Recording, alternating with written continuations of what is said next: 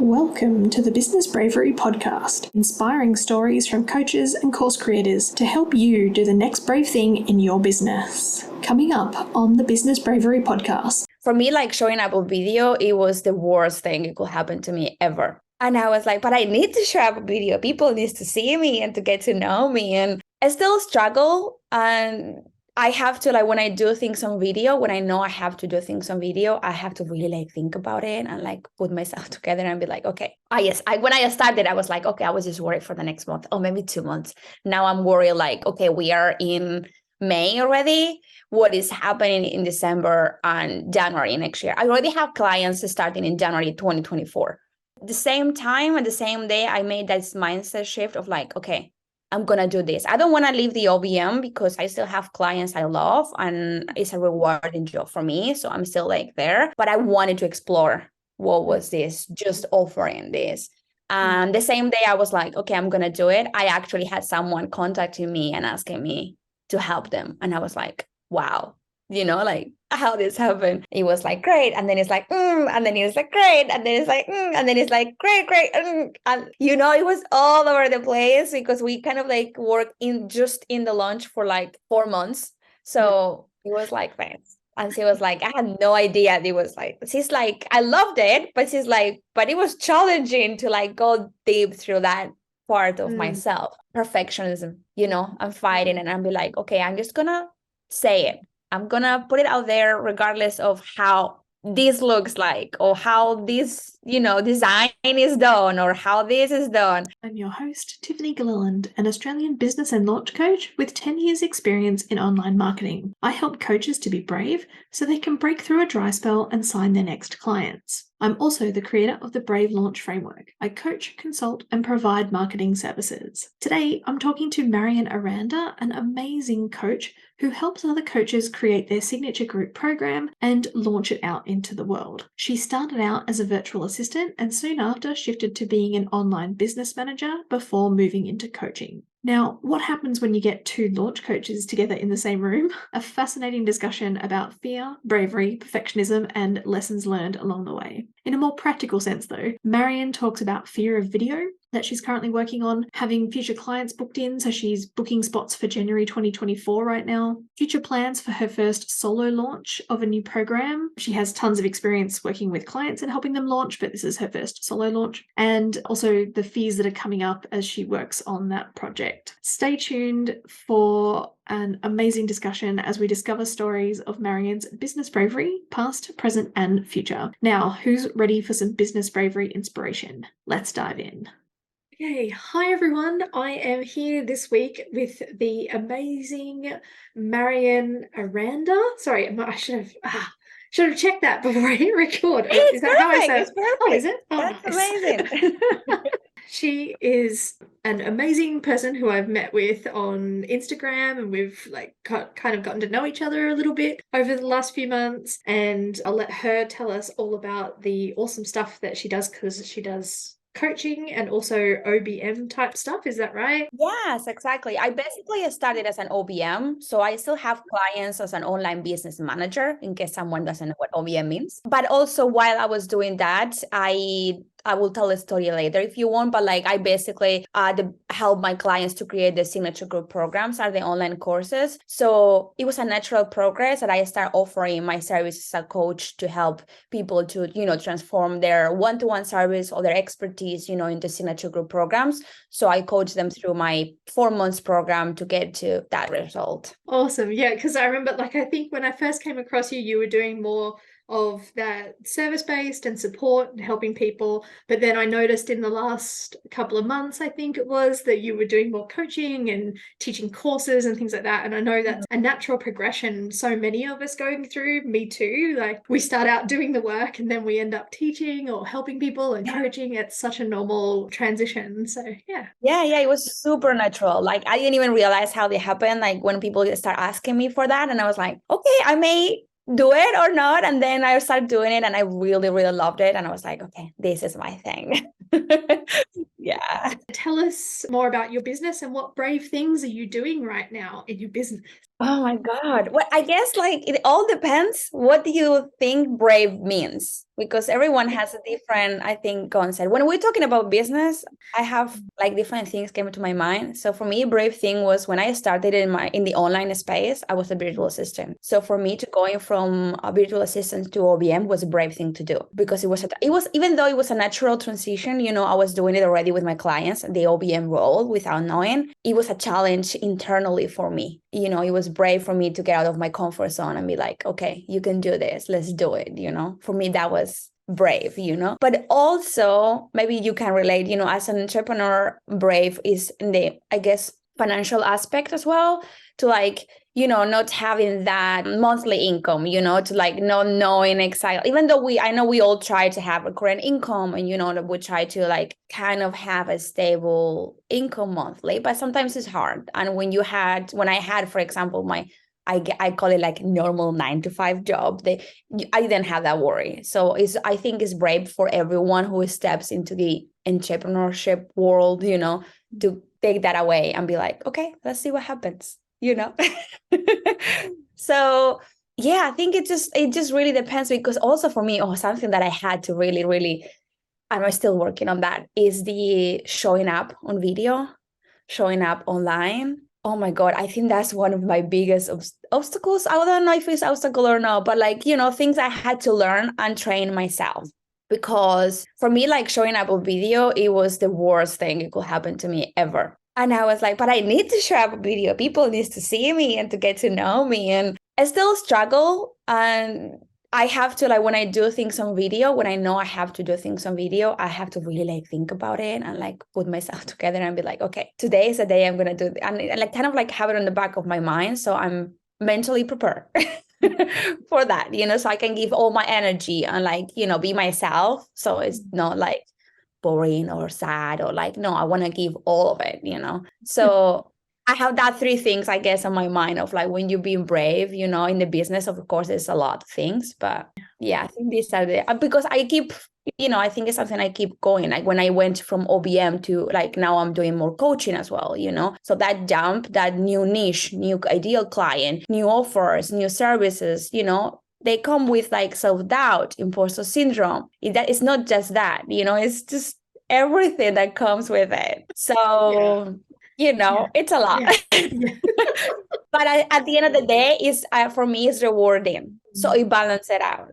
Despite of everything that I've just said, I really enjoy that step into a new zone, so. This is one of the things that I'm finding fascinating about bravery too, is like, for all of us, it's like at each different level, like even when we get up to like, if we grow our businesses, if we decide to grow it, and it could be, getting a new team or hiring, a CEO and stepping back from management or something, like there's always going to be these new brave steps. And it's like, just because I mastered bravery when I chose my niche or when I learned to post consistently or get on camera, doesn't mean we're still like, doesn't mean I've got brave sorted, like I don't ever have to be brave yet. I can do brave, let me at it. Like it's still that fear comes up, and yeah, it's a continued learning process and a continuous step into new zone or new brave thing to do. Like you said, there's always something coming up.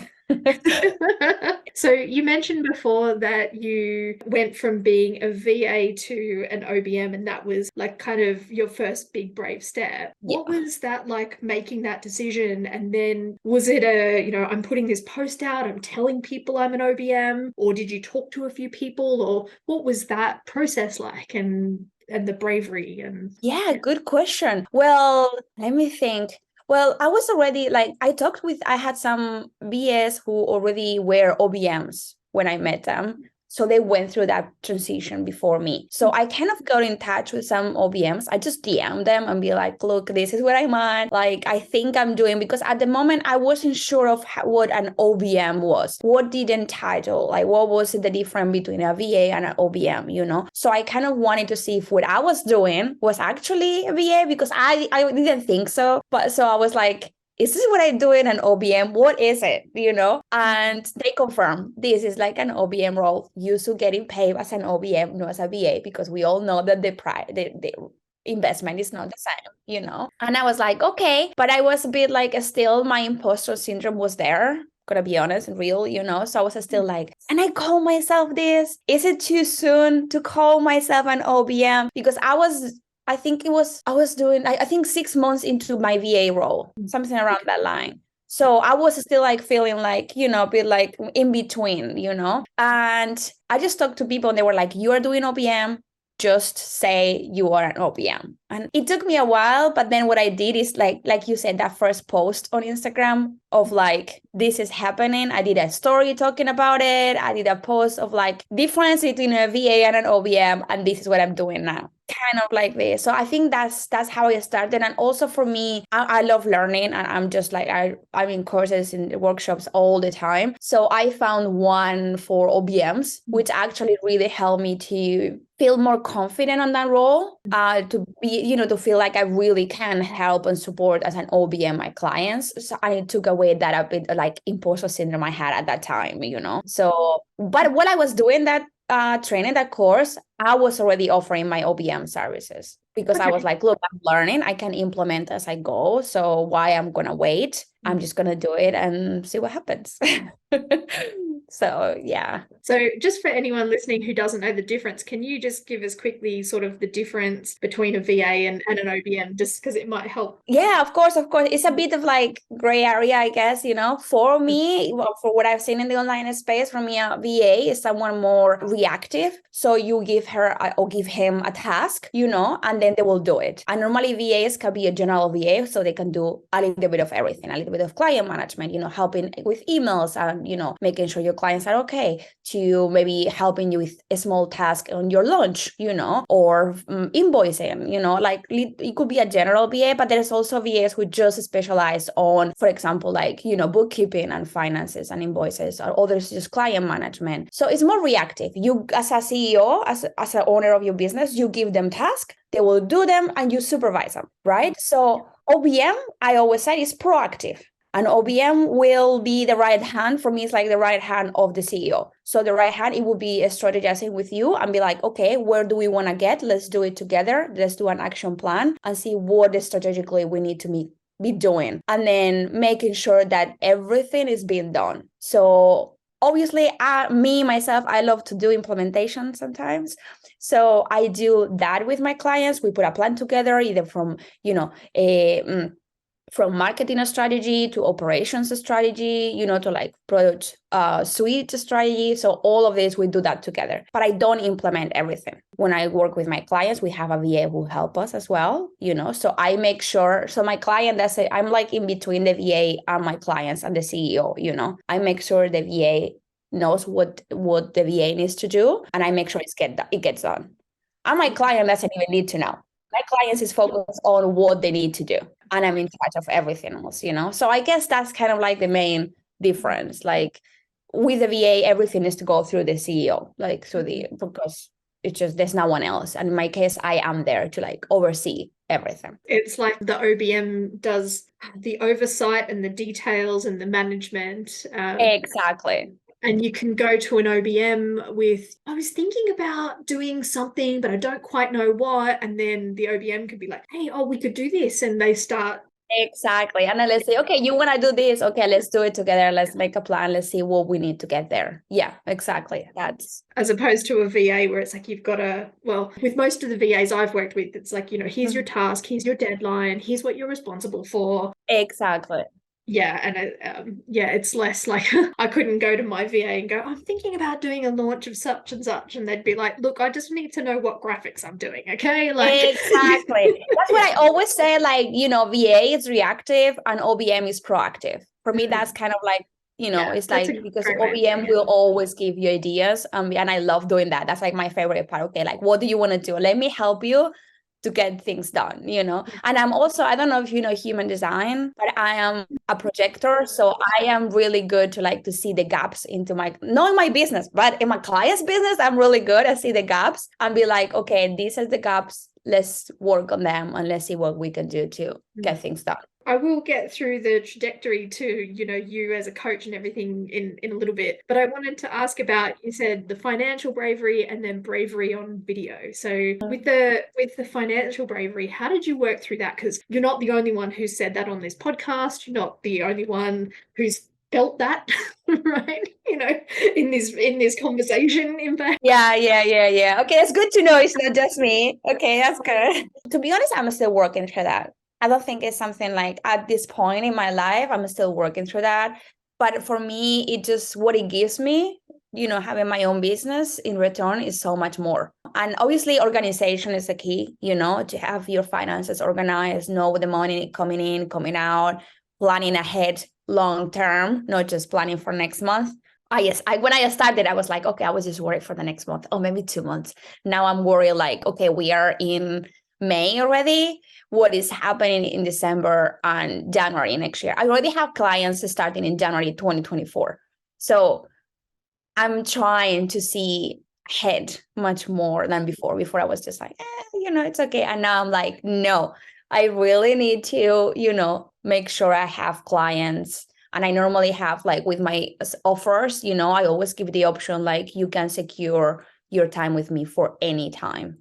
You just need to pay a small deposit. You don't need to be the whole thing, but they can secure, because sometimes it's just if a lot, like, you may have that you have 3 or 4 clients with like maybe launch season or like this, like September, October is like the busiest month, and everyone comes to you the last minute. And I'm like, this is not how it works. I'm just one at the moment. It's just me. I don't have a team. I have like a team sometimes, like occasionally help me with copy but not like, a retainer team. So I guess it's just me, so I need to make sure that not all the clients are in 2 months of the year. So that's kind of something I've been trying to like focus more on that. I'm still like there on the mindset aspect of things, of like, not worrying as much as I used to, but it just gives me so much more that the thrill of like, of what is happening next month, what is happening next year, it keeps me going. So I'm like, okay. But I have to say the first 6 months weren't like this. Okay. Now just a lot of work. But I think at the beginning when you start, I in my case, I've never thought I will have my own business. That wasn't a dream. I never thought about that ever. So having my own business and like jumping in, I had no idea what I was doing. You're doing well for not knowing what you're doing. You learn with fail and you keep learning, so I mean not failures, but like, you learn when things don't go your way. So but it's okay. Just a quick question on that. So Yeah. when you're planning ahead for those months, did you start advertising and saying, hey, I'm booking spots for January and December now, or start talking to clients, or did clients come and say, I'm thinking about doing such and such in a few months, and then you said, hey, put down a deposit, book your spot? Like how I'm totally asking this for me now. That's okay. It's great. I have like 50-50 of what you just said. So I normally, when I'm in stories most of the time. So when I'm in stories, I always say like, you can book your spot for now, or we can talk about booking a spot for the future anytime. But it's true. I have like, I guess from my clients, I have 50% are new clients coming from Instagram, most of them. 50% are referrals or past clients that come back. So the past clients already know that they can secure their spot for the future. Like I just finished like yesterday with a client. We did like, I do like a final call and, just to say goodbye and feedback and stuff. And so it was like, okay, so I'm going to do this from November. So when do I contact you and how far in advance do you need me to secure your spot? And I was like, well, you can do it anytime.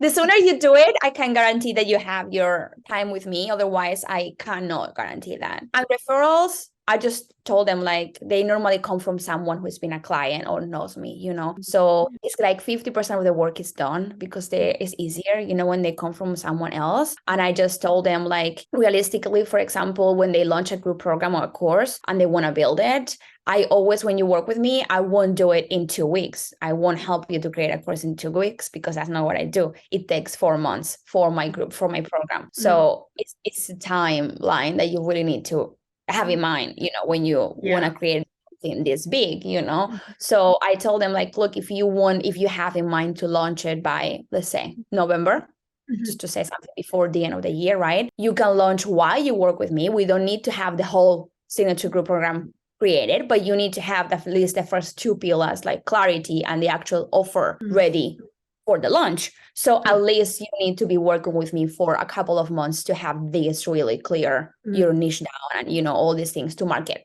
your group program. So if they want to launch in November, I'll say, okay, let's start in August, September latest. So you get these things clear and you can plan your launch as well, or we'll see how that works. But it involves a lot of planning, and like it's not something that you will do in like this, So that's what I'm really, every time I'm in the stories in Instagram, I'm like, this is not a 1 month thing. This is a 4 months. So if you want to get it done by the end of the year, believe it or not, we already made. Like if you want to do it by the end of the year, you need to get it started now, unless you want to work over the summer, or I know everyone wants to work over the summer, and I get it, but it just I like to take my time and really, create a signature group program that is going to be with my clients forever. It's something that you create once and it's just there for them, so it just needs time. So I guess to your question, I just keep repeating myself and saying to everyone. Also, like on my newsletter as well, when I mention that, I always put like, don't worry if it's not for you now, but if you are thinking of creating a signature group program, just send me a DM with the dates, and I can give you an estimate when we should be starting, and you can secure your spot. So I always have clients where they were like, oh, how I'm going to sell something now if I don't have spots open? I don't want to because I'm fully booked. And I'm like, yeah, but you're fully booked now. You're not fully booked in 3 months. So you can keep selling and booking for July or for August, It doesn't need to be an immediate start date. Sometimes some of my clients are like, oh, but if I sell today, they need to start on Monday. And I'm like, no, like there's no, there was so much pressure with that. And I'm like, no, you can tell them, look, I'm fully booked now. Just be honest. At the end of the day, be honest. I'm fully booked now, but I would love to get you started in July. Let's see what happens, It may be great, or it may be, no, I need someone now. And then you can see what you can do for them. Maybe some of my clients, they do a one-off session just to get them started there and then start the actual program, container, whatever you want to call it, offer in July, for example. But at least the client has already something to work on. I actually did something similar with a client recently where, she didn't want to start, like she wanted to start like a couple of months later. And I said, let's just have, a couple of, sessions and just to get you started, and just, so then even though she's going to pay a deposit, I was like, let's get you started, let's get you feeling into this coaching. And amazing. Yes. Yeah, exactly that. Yeah, that's perfect. You see, tell me then about how you went from OBM into coaching, some of the bravery you needed to go from into that transition. That was, oh my God. I think that was the biggest jump for me, because I feel like being from VA to OBM, it was a challenge. It was brave, but I think it was within the same, I guess, niche or the same style of offer and services, But then as an OBM, I started getting my clients asking me, like, oh, I need your help with group programs. I need your help with memberships and, this kind of things. And I haven't mentioned it before, but before being in the online space, I work with the government of UK, of United Kingdom, helping them to coordinate programs in their offline, not online, but it was still related to education, I guess, And I was a teacher and a mentor before that at a university in the UK. So I had some experience with putting programs together and courses, it's not like just out of the blue. So my clients kept asking me for that. And then I was like, okay, if my clients as an OBM ask me, I could offer this as outside of my OBM role, And I had this like thing of like, how do I call myself? I don't know you, but like I'm with this like, I feel like it's important to have a name because everyone keep asking, okay, so what are you now? And I'm like, I don't know, because some of my clients, they call me a mentor, other ones a coach. And I'm like, look, I guess coach for now, it feels right to me. But I was really stuck on like, how do I call myself? But at the end of the day, that's like the least important thing, let's be honest. But I was really like, like I need a name. I don't know. But then when I was like, okay, I'm going to be this, I'm going to be helping people to create this. The same time and the same day, I made this mindset shift of like, okay, I'm going to do this. I don't want to leave the OBM because I still have clients I love and it's a rewarding job for me. So I'm still like there, but I wanted to explore what was this, just offering this.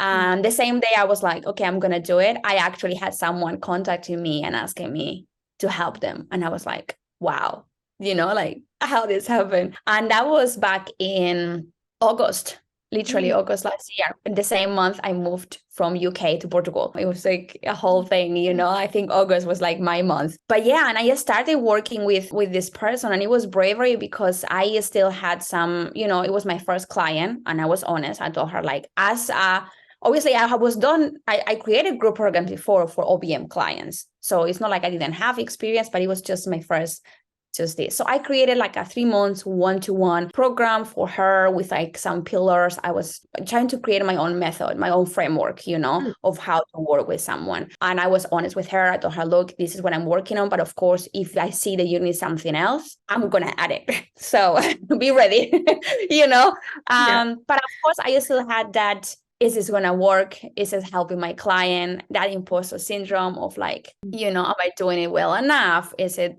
going to be what's expected? And I guess the normal things and mindset things that come up when you change or move to a different role, So it was brave because I had no idea if that will work. Let's be honest. I was like, do I need to go back to just being an OBM? The more I was doing and I was working with this client, I could see her transformation. She had like zero everything. Okay. It was a client who had little presence online. She was doing her thing offline and she wanted to make it online. So it was challenging because it was from zero and I learned a lot from her. Now I work with people who just have presence online to make things easier because otherwise I do need a long time. Like, because at the moment I created this 3 months program because I think that's kind of what I saw online. Most of people was 3-4 months. And I thought like, that should be okay. It was a bit too short. I mean, it was great, but I felt, and I talked to her and then we actually extended and kept working 2 extra months because we both saw that it wasn't enough time to build everything online. So you were starting at 3 months and then you added in an extra 2, or you started at 4 and... No, I started with 3. That was my first one. I started with 3 and then I extended to 2 for her because it really needed more time, to also wanted to launch and to create audience and, all these things. It just needed, that it needs more time. I was really being super positive with 3 months. And then I realized, look, this is not enough. And I was honest. That's another thing, for me, like being communicative, clear with my clients and be like, look, this is happening. For me, that's the key for any relationship, Yeah, it was for me, it was really scary. It was a scary jump to go from one thing to other. But now I'm like loving it.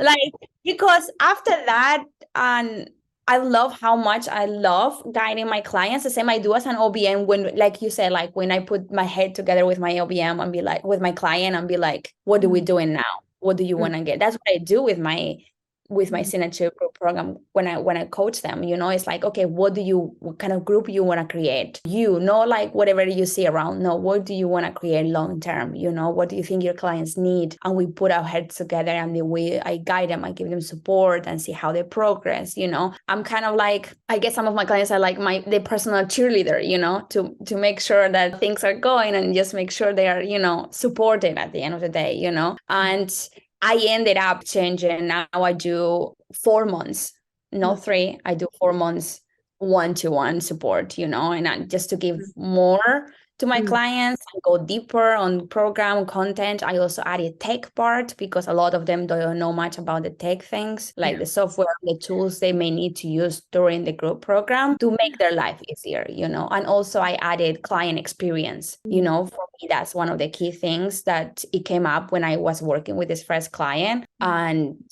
I think that's important to include it in the program. And then if they want to launch, it's 2 months more of support.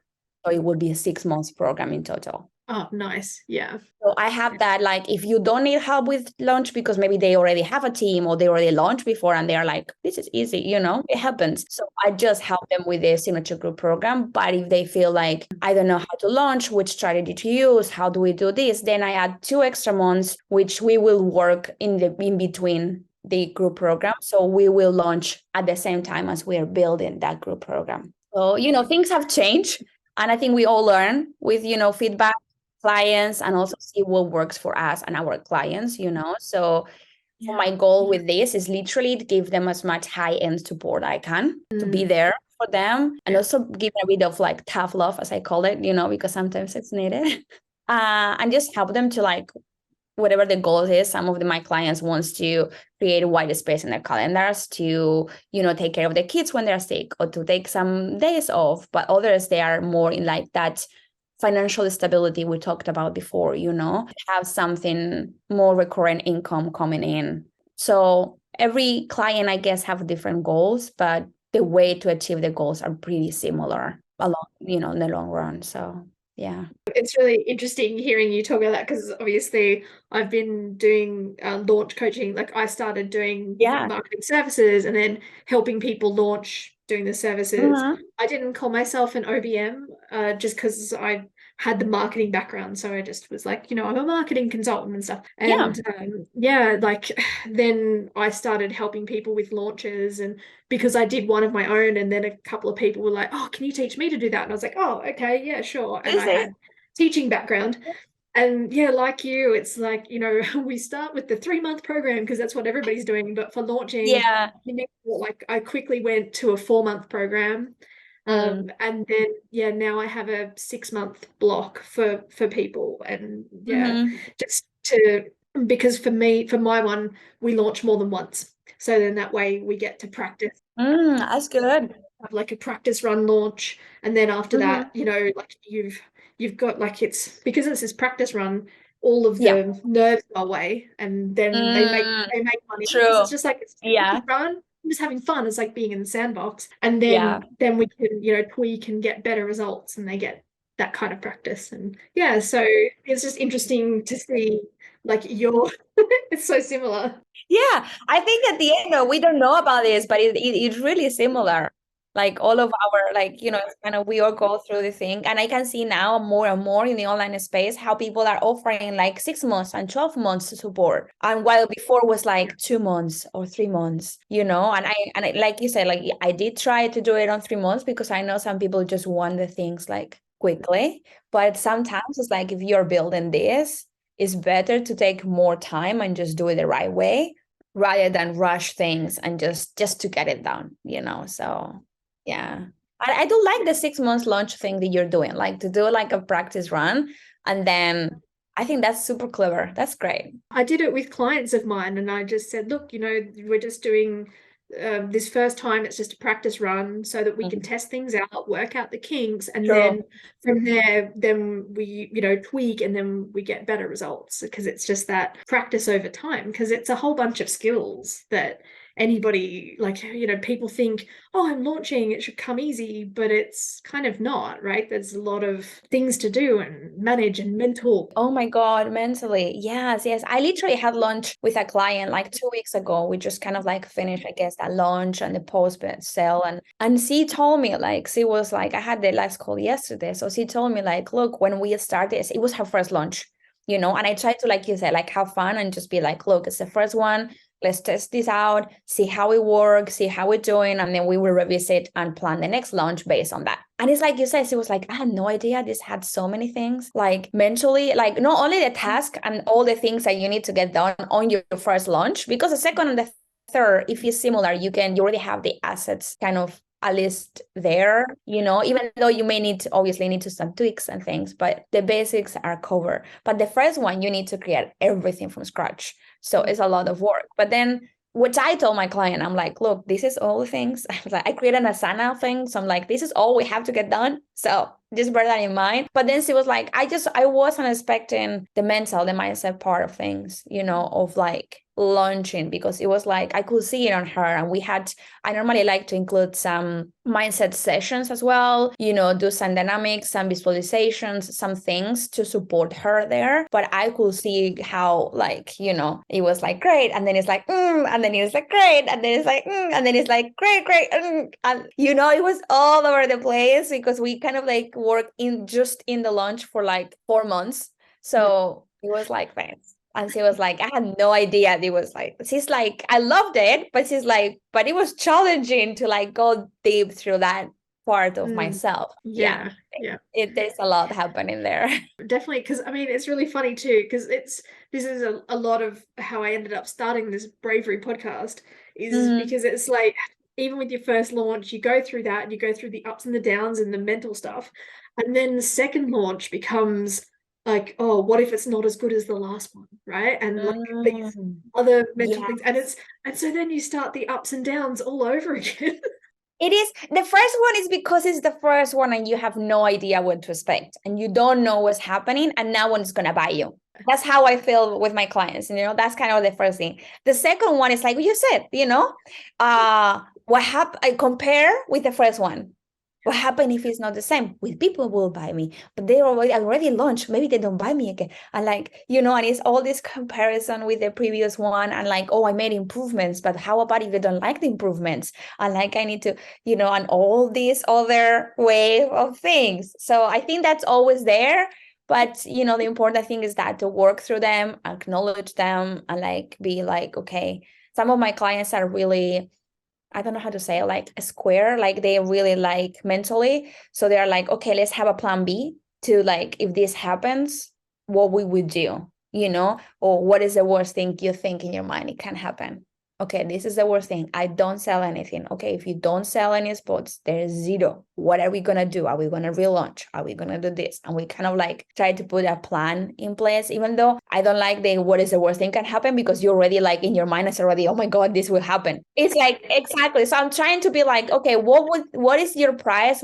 How will you reward yourself if you achieve that goal? Because sometimes we forget that. We focus on the negative, and it's like, and I go to my clients and I'm like, oh my God, you sold all the spots you wanted to sell. How are you going to celebrate? And it's like, oh, I'm going to celebrate. I'm like, you should. Like, when you work for 6 months on this, like you need to celebrate, and we forget that part as well. So I know that celebration, it's essential, and we don't do it enough, right? Like, especially, I don't know, a lot of the entrepreneurs I've met, and even myself for a long time, it's like, it's just something we tick it off, it's done. Now we move on to the next one. And if we don't celebrate. I was the same at the beginning. I was like, okay, I did this. What is the next one? Ticked, what I need to do next, and then next, and then next. But now I'm like, I've been working with, I have to be honest, I've been working with a coach, a mindset coach has helped me to see that. Like, okay, let's like, this was when you tick, okay, you tick, and now stop. Okay, it's done, stop, celebrate. Even if it's a small thing. I'm not saying you need to take yourself to Paris on a trip. No, which you do is great. Don't get me wrong. But like, are you going to go shopping? Are you going to go out? Are you going to get a massage? Are you going to take care of yourself? Like self-care or anything that makes you happy, go to the cinema with your friend, or I don't know, something, but like do something to remember that achievement, that was your goal, you achieved that, that's on you, do something, and that's something that I've been implementing this past 4 or 5 months more and more, even the small things, at the end we have to celebrate everything. So normally I go, like, we sort of travel back and take a look at like what you were doing before you started your business at all. Like, I don't know if you had another business or other businesses that you did before you went into VA stuff. Honestly, no. No, I think like I'm considering myself multi-potential. So I had all kind of jobs you can imagine. So even though some people think like, oh my God, you are so young, I'm like, yeah, but like I'm 36 for everyone watching and listening. Some people will say like, oh, you look young and you shouldn't be, how did you do all this? And I'm like, well, I mean, I'm not that young, but I'm still young. Okay. So just make that clear. But like, I back in Spain, which is where I'm from, I study, I guess the official name will be like hotel management program, So I always work in the hotel industry. And I moved to the UK to work in a hotel where I ended up managing a 5-star hotel in Oxford. So I worked there for like almost 5 years, I think. Yeah. But there was a point where I was really burnt out, because when you manage a hotel, a really high-end hotel, it's really demanding, and I had to work 12-hour shifts 6 days a week, be on call. Oh my God, it was too much. And I was like 29 and I was like, this can't be my life. I was like, this is, I was like, when you reach a point when it's like, why am I killing myself? It's not even my business. And I'm like literally killing myself here. Like, no. And I always had in the back of my mind, I love languages and I always loved Asia. So I decided, I just like literally left everything I had in Oxford when I was there. And I decided to enroll at university in the UK. I moved across to the other side of the country to Norwich alone. And I studied translation, media, and modern languages. So I study Japanese, English, and Spanish translation. And I love that. That was like, and I included like a year abroad in Japan. So I lived in Japan for a year as well. It was, oh my God, an amazing experience. But then when I finished, it was 2020. And what happened? COVID. Yeah. Yes. Yeah. So my plan was to move to Japan, at least for a while. But that was not possible. So I had to have a plan B, which I didn't at the time. Okay. So, but I found this job to work for the UK government as an admin with a program coordinator. And, I really love that. And while I was actually doing that job, I started hearing about VA job, online jobs. It was like the boom because of COVID, everyone was going online. And I was like, oh, I was curious, like, oh, could I do this? Could I do that? And I've never considered having my own business before, but like seeing the freedom that it will give me to travel and like live in anywhere I want to live, for me, and the flexibility as well of like, having the day off or not having the day off or starting working early, or I'm not an early person. So that's great for me, So when I saw that, I was like, okay, I want to know more. And in Spain, there is this big school, which is like digital nomads school. And it's like a year thing. It's like a master in digital marketing, includes that. And it also has a VA, virtual assistant program included, like a path, you can go, because it had like different paths for whatever you want to do in the online world. And that's how I started. I kind of did that while I was working. So I still worked for the UK government for like, not a year, but like, I think it was like 9 months, something like that, because I wanted to see if that was something I could do, being a virtual assistant. When you start, or at least in my case, I didn't know, will I like this? Can I actually do it? Can I get clients? Can I have an income that I can, maintain my lifestyle, which is not like taking money everywhere and like, being so over the top, but you need money to live, to pay your rent, to, to do the things. Yeah, I think I started to offer my services at AVA in like October 2020, while I was doing this study, while I was working, and I also it was like non-sleep, no day off. It was impossible because weekends was for clients' work. Afternoons was for trainings with this digital marketing master, and mornings were for like full-time work. I did that until June 2021. And then I was like, I can't do this anymore. Like my brain was like, this is too much. And then there is when I had to decide what I wanted to do. If I wanted, because mentally I was so exhausted. I was like, I can't do this. So I had to decide, do I want to keep my 9-to-5 job, or do I want to jump in and be a virtual assistant? And then I decided to jump in and be a virtual assistant, because in my mind, I can't always get that kind of job, the 9-to-5 job. I can always go back to. But if I wanted to give a go to virtual assistant, that was a time, because I had clients, and I had clients recommend me to other people who wanted to work with me, but I didn't have the capacity because I had the 9-to-5 job. That was a time to like be like, okay, let's do it. Let's see what happens, And I think that's my kind of like, in a short way, I tried, but like that's kind of like how I got where I am today. Those are some brave steps. I mean, moving out of one career, hotel management, enrolling in a degree, moving to Japan for a time. Like, there's a lot of It's a bravery. lot. Like, you were building your skills in bravery. And Yeah, 100%. I know when you told me like what we were talking about, the brave things. That's why for me it's so difficult to choose one or two, because it's like I just feel like I'm either all in or not in everything I do. So I wanted to move countries now. In like when I was in the UK, I've been there for 12 years. And then I decided like, okay, I need to change. I need to change scenery. And it's easy because I don't have kids or a partner. So for me, it's easy to like move for now. So I was like, where am I going? And I always had this call for Portugal. And I was like, okay, I've never been. Like, I just moved here. I had don't know anyone, or like and I was like, I'm just gonna try. And I took everything and I shipped all my things to Portugal. So I feel like everything I do is that way. Either I do it or just, and normally I do it, but like, it's always a brave thing to do, everything in life. I get that actually. Like when I was in my early 20s, I moved to South Korea to teach English for a couple of years. Oh, wow. So, That's yeah, yeah. amazing. Yeah, Oh, I've spent time living in South Korea, Germany, and Mexico. My second language is German.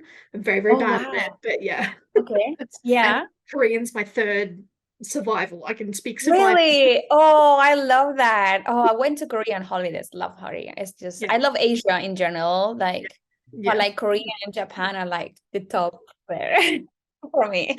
Wow, that's incredible. So yeah, I get that. It's again those skills of bravery that we don't even know we have, and then all of a sudden Mm. these opportunities come up, and other people like might say no, or that's too risky. But then for people like us, so yeah, it's like, oh yeah, let's do this. Let's try it. Exactly. That was my thought. I was like, okay, this is maybe not the same job, of course, but Hmm. like Yeah. something like that, Yeah. I think is always available to you. In more or less, it will be always be there, one job or other. Yeah. Because I liked the job and I liked the people in there. The people, I think for me, the team, that was the best part of the job, but it wasn't something that I would say is my passion, it's something that is my dream job. It wasn't. Otherwise, I would have stayed. But it wasn't my dream job. That's why the VA was calling me to like try something else, let's see what happens. Okay, so tell me a bit about what brave things do you have coming up in the future for like the next. You told me you're a planner. Like normally I ask 3 to 6 months, but Yeah, 3 to 6 months sounds good. Look, it sounds good. I don't have anything planned for next year yet, so don't worry. It just, no. Mainly because with like we were saying before, like with this change of roles, I feel like I've gone deep and deep on how can I, apart from this one-to-one program, how can I help my clients in another way? Because not all clients that reach me or ideal clients, are on that position of starting from zero, or so I've kind of like come up with a couple of new offers which I'm really excited about. So one of them is like something that I guess I know you have it as well with clients that they have maybe zero audience. They don't have anyone, or not, maybe they have audience or leads, whatever you want to call it, but it's not the ideal one. They have people there watching but they know who they want, right? So I come up with clients that they have zero leads on email. They have no online presence like we talked before. So I am launching for like next month, if everything goes well. It's like literally a mini course, which is going to be called like From Freebie Seekers to Clients. And it's basically it's a mini course I put together to how to create a lead magnet that will bring you quality leads, no quantity. I don't want quantity. I want quality leads. And it will be something that you don't need to use expensive tech, no paid ads, no complicated funnels, something trying to ease my client's life, but also you need to do things, okay? You need to start somewhere. So I've seen that one of the fears when someone creates a signature group program is no one will buy it. How will I sell this? Which is normal with any offer when you launch it, And I feel like if you start early getting quality leads that actually may want to buy that group program or that offer in the future, then you have, half of the work done because you already have the leads there. Get it started with a launch, So it's not that big job that you have to do, so that's what I kind of like created, to have this mini course, which they can actually have it done. For what I have is like 5 modules, so in like 4 weeks you can have everything done, and it's literally step by step of everything that you can do. And I've used also MailerLite, which for me is a intuitive tool that you can use in email marketing if you don't have any other one. It's easy, and I will explain the step by step of how to set it up and how to use it if you don't have any email marketing tool, so they know exactly how to do the automations, how to create the opt-in page, everything. It is there. But I will also have like a Telegram group to give support there, to answer any questions and see how my clients are also implementing their things, because it's not just to watch videos and like, no, I want them to implement it and come up with me with questions and show me, I've done this, is this the right thing to do, how do I do this, and be there to support them. So for example, with one of my clients, the ones I just launched, we started working and talking about, her signature group program back in November. So, and she has an audience, like she has, for example, in Instagram, she has around 1,000. It's not bad, not good. It's a good, I think for me, it's a good amount, 1,000, but zero from like the ideal audience for her signature group program, because she was focusing her signature group program on graphic designers, web designers. She has zero. So we had to start with we created in her case was a quiz, but like we create a really niche down lead magnet to attract the leads. And by February, she already has 60% of the spots taken before we even start launching. That's what I always say. You need to start early, because this was her.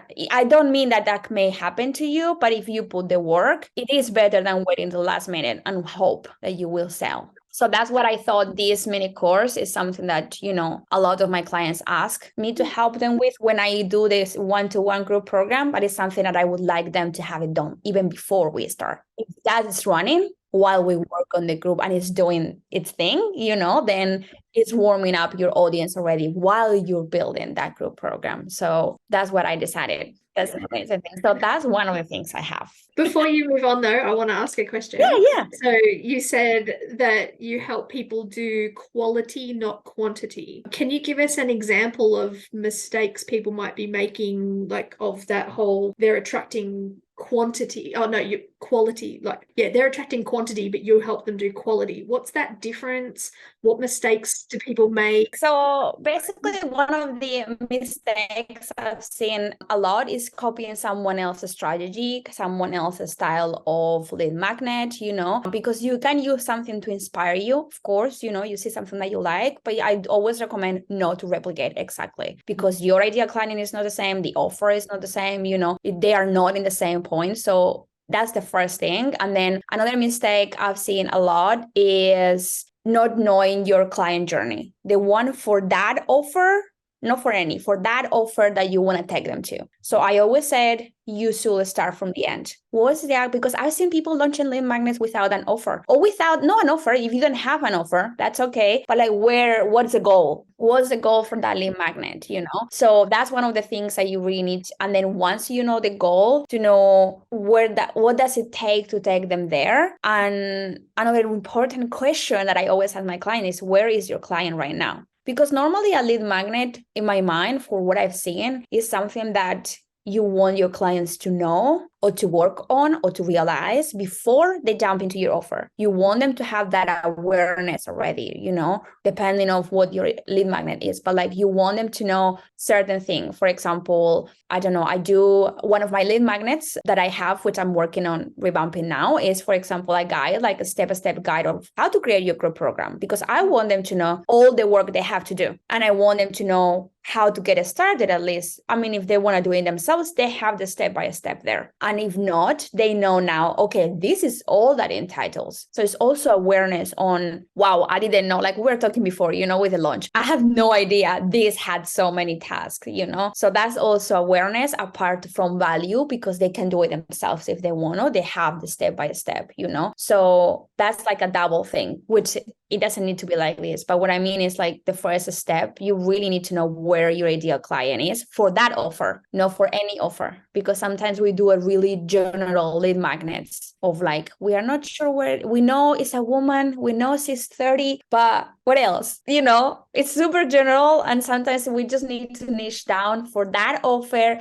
Who is it and where is she or him, whoever is your ideal client, and where do they want to be and what do they need now? And we forget, and there's a lot of mistakes, we forget to like ask also the our audience, what do they need, what do they want? Because we tend to do things and create just to create things that our audience may don't need now. They may need it next year, you never know, right? But what are they craving? Like we, for example, we say like we both agreed in the thing of like, oh, people were asking me for launch support, so I created that to give them lunch. That's an example, right? Or for me, I created this drawer for signature group program because people were asking me to give, so it's not like I just decided one day, woke up and be like, I'm going to do this. No, I had people asking me for it. I knew it was a need. It was something I could do. And then I decided, do I want to do it? Yes, I want to. Or actually, it's not my expertise, but I can find someone else who can help my audience, bring it to my world, and see if we can do something together.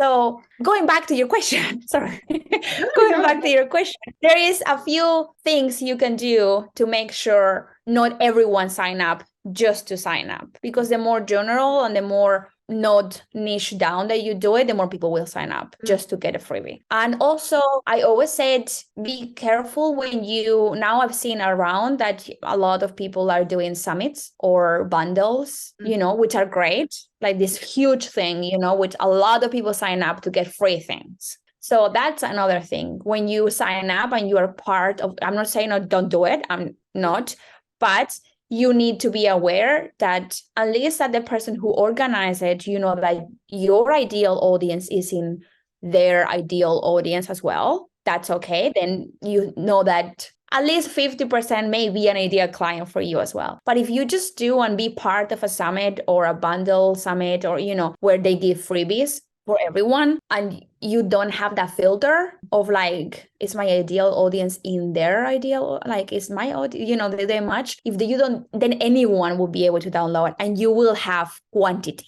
no quality. So I have some clients who they have like a separate lead magnet for this kind of events. So we try to focus on that lead magnet to be a filter of like seeing if at the end of that nurture sequence, we normally don't sell them because they are not going through the appropriate filter. We do another lead magnet in between to filter them, because otherwise it's just 200 people who will download it and then unsubscribe, because it happens, Oh yeah, exactly. Which is fair enough. It's okay. I guess most of us have done that before, but that's what I mean. We really need to be careful when we do a lead magnet and see what are we attracting at the end. I definitely think that's like a stage so many of us can go through, because it's like you have your specialized lead magnet and then not as many people sign up, and then you don't feel so good. So then you're like, I'll just do I'll just do a content plan, or something like that. People just want content tips, I'll just give that. And then you feel good because you get all these numbers up. Of course, yeah. They don't convert, they don't buy, they don't remember your name 5 minutes after they looked at it. And yeah, I totally get it. Exactly. So like you can do a content plan, but you could do a content plan specific for your niche client, for example, and at least you have that. But like you say, everyone wants to like download that kind of freebies, so need to be a bit careful. Nice. So what's going to be like the biggest obstacles for you launching this new offer and that kind of thing? Like what are you going to have to be brave and overcome? And I think it's because I've launched so many courses and group programs for other people. I haven't done it for myself. Oh, really? Oh, this is your first one for you. Is that right? Yes, exactly. So it's something which is like, I'm a perfectionist. So, it's like I want to do it everything, which I know is not possible. No, it's no perfect course or perfect anything, but I really wanted to like, so my plan was actually to have it launched already, but like, life happens. So it's going to be June.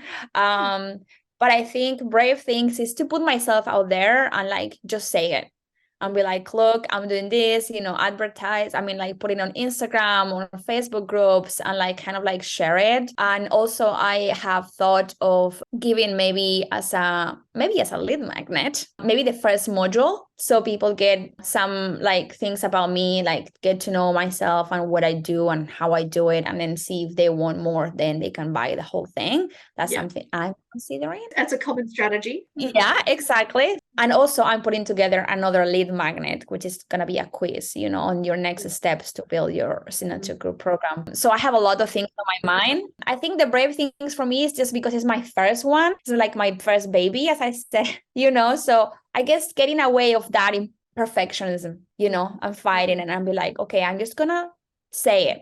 I'm going to put it out there regardless of how this looks like or how this design is done or how this is done. So doing that and be like, okay, I already say like by the end of the month I'm gonna do it.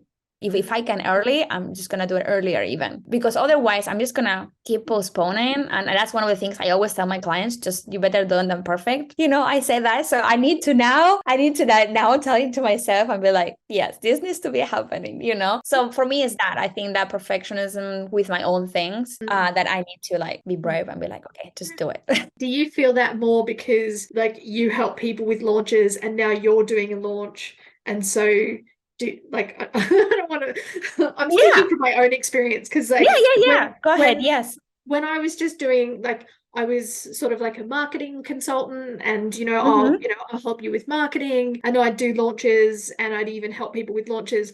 I didn't feel the pressure until I turned around and said, I'm a launch coach. And then all of a sudden, I had in my head all this extra pressure on me in terms of, oh, this has to be better. And they're going to be watching me. They're going to be looking at my numbers. And like I help people who have like bigger audiences than I do and things like that. So, my numbers aren't that impressive. Exactly.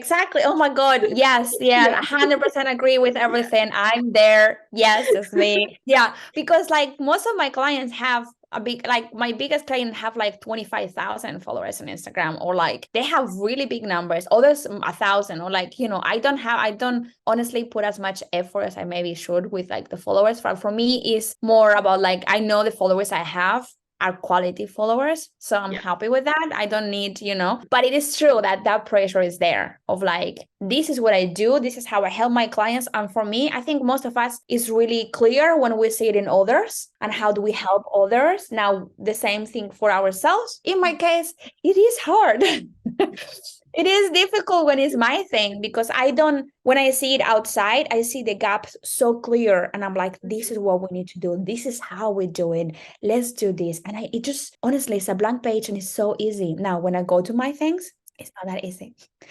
I'm like, I'm in a page and I'm like, I don't see it. It's just difficult. And I'm just like, oh gosh. And the pressure as well in the background. I have the pressure, the perfectionism, and then the things of like, okay, I do need to put a plan in place. Where do I start? And sometimes I'm like, I know I still put my head on like, okay, imagine that you have this client, and this client needs to launch this. How will you recommend her? That's how I need to do it sometimes, because otherwise it's a struggle to do it for myself. I've started flipping it too, to be like, I'm grateful that I get this chance to experience things the way my ideal client would. Like everything I'm going through, this is what they're going through, which means that I can help them to do it better. Because it's like, if I take note of, oh, here's how I'm feeling, here's what's going on, here's how I'm working through it, then I can help my ideal clients when I'm coaching them and stuff. Yeah. True. At the end of the day, it's good. It's good in a way, that we live through that, because that's a way we can actually help our clients as well when they go through that. So 100% is always a learning curve, right? So we'll see. What would you say to a listener who's about to do their next brave thing in their business? Maybe it's their launch, maybe it's their group program, maybe it's their opt-in that you help them with or something. They want to do it, but they're hesitating, right? They're waiting for the right time or something like that. What would you say? What would your advice be to them? Well, first of all, I will ask them, what do they think the right time is?